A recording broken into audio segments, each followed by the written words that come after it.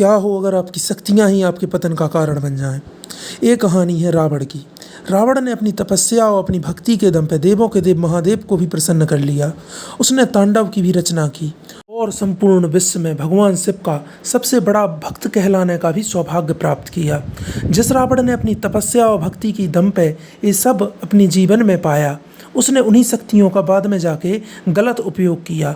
इतना गलत उपयोग किया कि वही शक्तियाँ उसके पतन का कारण बन गईं और भगवान विष्णु को स्वयं अवतार लेके उसका संहार करना पड़ा। रावण ने अपनी तपस्या के दम पे भगवान शिव को ही प्रसन्न नहीं किया था, रावण ने अपनी तपस्या से भगवान ब्रह्मा जी को भी प्रसन्न कर लिया। उसने सालों तक घोर तपस्या की और अपनी भक्ति का लोहा मनवाया। तब जाके भगवान ब्रह्मा ने उसे दर्शन दिए और उससे पूछा कि तुम्हें क्या चाहिए। रावण ने कहा मुझे अमृत चाहिए, लेकिन भगवान ब्रह्मा जी ये जानते थे कि इसे अगर हमने अमृत दे दिया तो ये आगे चल के लोगों को पीड़ित करेगा और लोगों पर अत्याचार करेगा।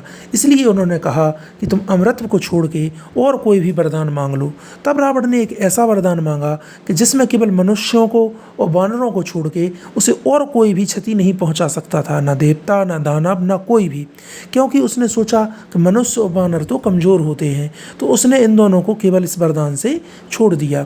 इस वरदान के दम पे उसने तीनों लोकों में हाहाकार मचा दिया। रावण के अत्याचार इतने बढ़ गए कि पूरी सृष्टि ही उससे तंग आ गई। उसने यहाँ तक कि नवग्रहों को भी अपना बंदी बना लिया और उनके साथ भी अत्याचार करने लगा। सभी नवग्रहों को अपने पास उसने कैद कर लिया। उसने यहाँ तक कि अपने बेटे मेघनाथ को शक्तियाँ दिलवाने के लिए उन नवग्रहों को अपने अनुसार चलवाया। भगवान शिव को उसने अपनी शक्ति का प्रदर्शन करना चाहा और कैलाश पर्वत को भी उठाना चाहा। तो इस प्रकार से जब घमंड में चूर होकर रावण चारों तरफ अत्याचार कर रहा था और अपने घमंड का प्रदर्शन कर रहा था, ऐसी स्थिति में भगवान विष्णु को अवतार लेके उसका संहार करना पड़ा।